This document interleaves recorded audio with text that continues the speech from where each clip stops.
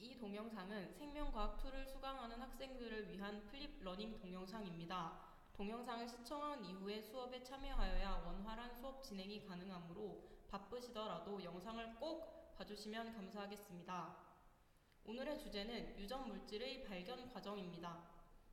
유전 물질은 DNA이다 라는 이 문장은 여러분이 듣기에도 전혀 어색하지 않고 당연하게 느껴질 것입니다. 그러나 과거에는 그렇지 않았습니다. 이것은 오랜 기간 동안 과학자들이 많은 연구와 논쟁을 거친 끝에 내려진 결론입니다. 지금부터는 유전 물질이 DNA이다 라는 것을 알아내기 위해 어떤 과학자들이 어떤 노력을 했는지를 다루어 보도록 하겠습니다. 정말 기대되죠? 네! 먼저 멘델입니다. 멘델은 유전 형질을 결정하는 유전 인자가 있다고 가정하였습니다. 그리고 유전 인자가 부모로부터 자손에게 전달되어 유전 형질이 나타난다고 주장하였습니다. 다음은 서턴입니다. 서턴은 멘델이 가정한 유전 인자가 자신이 관찰한 염색체의 행동과 유사하다는 것에 기반해 유전 인자가 염색체에 있다는 염색체설을 주장하였습니다. 다음은 모건입니다. 모건은 초파리 실험을 통해 멘델이 주장한 유전 인자가 염색체에 있다는 것을 증명하였습니다. 1940년대에 이르러 염색체가 DNA와 단백질로 구성되어 있다는 것이 밝혀졌습니다. 이것은 곧 유전 물질이 DNA이거나 단백질이라는 뜻이었습니다. 그러나 당시에는 유전 물질이 DNA가 아닌 단백질이라고 생각하는 사람들이 아주 많았습니다.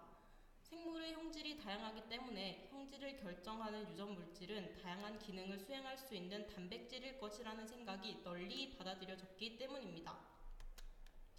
유전 물질이 무엇인지 알아내기 위한 과학자들의 탐구는 1928년 그리피스의 실험으로 거슬러 올라갑니다. 그리피스는 폐렴을 일으키는 폐렴 쌍구균의 형질 전환 실험을 수행하여 유전 물질의 정체에 대한 최초의 실험적 증거를 제시하였습니다. 폐렴균은 R형균과 S형균이 있습니다. R형균은 피막이 없고 따라서 동물의 면역 체계로부터 제거될 수 있습니다. 즉, R형균에는 감염되어도 병을 일으키지 않습니다. 반면 S형균은 피막이 있어서 동물의 면역 체계로부터 제거될 수 없습니다. 즉, S형균에 감염되면 병에 걸립니다. 열 처리한 S형균에는 병원성이 없습니다. 앞서 설명한 것과 같이 살아있는 S형균을 주입하면 쥐가 죽습니다. 살아있는 R형균을 주입하면 쥐가 죽지 않습니다. 그리고 열 처리한 죽은 S형균을 주입하면 열 처리를 통해 병원성이 사라지므로 쥐가 죽지 않습니다.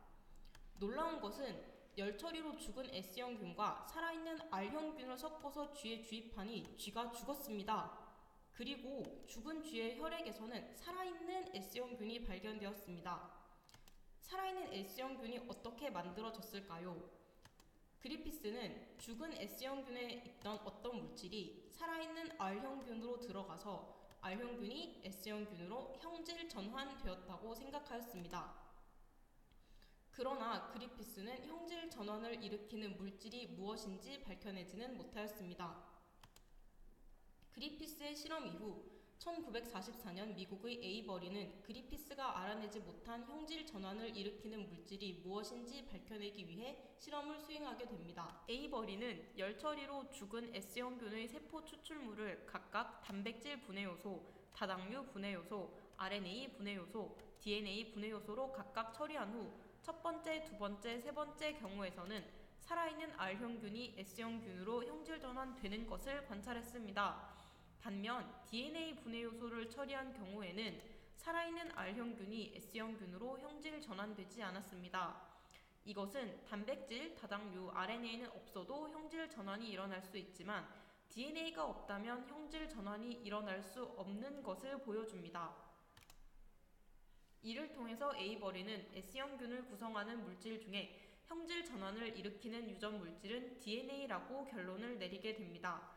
그러나 당시에는 DNA보다는 단백질이 유전 물질이라는 것이 학계의 정설이었기 때문에 에이버리의 주장은 빛을 보지 못합니다. 그러나 이후 허쉬와 체이스가 DNA가 유전 물질일 것이라는 주장에 대해 확실한 증거를 제공하는 실험을 하게 됩니다. 바로 박테리오파즈를 이용하여 설계된 실험입니다. 박테리오파즈란 세균에 기생하여 살아가는 바이러스로 DNA와 이를 감싸고 있는 단백질 껍질로 이루어져 이루어져 있습니다. 대장균이 자라는 배양액에 파지를 넣게 되면 파지가 대장균의 표면에 달라붙어 감염을 일으키게 됩니다.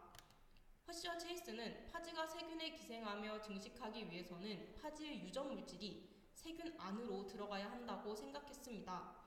이들은 단백질이 유전 물질인지 DNA가 유전 물질인지 밝히기 위해 각 물질에 특이적으로 들어있는 원소의 방사성 표지를 하게 됩니다. 먼저 DNA에는 없고 단백질에는 있는 황을 35황으로 표지한 후 이 방사성 단백질 파지를 대장균 배양액에 넣어 감염시킵니다. 이후 충분한 시간이 지나고 교반기를 이용하여 대장균으로부터 파지를 분리시킵니다.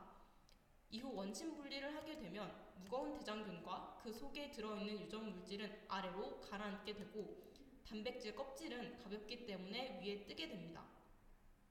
이후 DNA에는 있고 단백질에는 없는 원소인 인을 방사성 동위 원소인 32인으로 표지한 파지를 가지고 동일한 방법으로 시행을 수행합니다.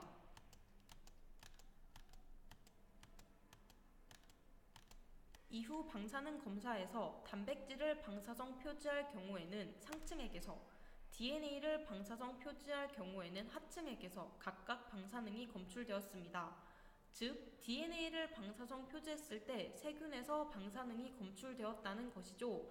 이 말은 파지의 DNA가 세균 안으로 들어갔다는 뜻입니다. 즉, 결론적으로 박테리오파지의 유전 물질은 DNA라는 것을 밝혀낸 것이지요. 여러분은 지금까지 핵산이 유전 물질임을 밝히기 위해 노력해온 여러 과학자들을 만나보았습니다. 수업 시간의 활동을 통해서 더 자세하게 알아볼 시간을 가질 거예요. 영상 봐줘서 고맙고 수업 시간에 만나요. 안녕.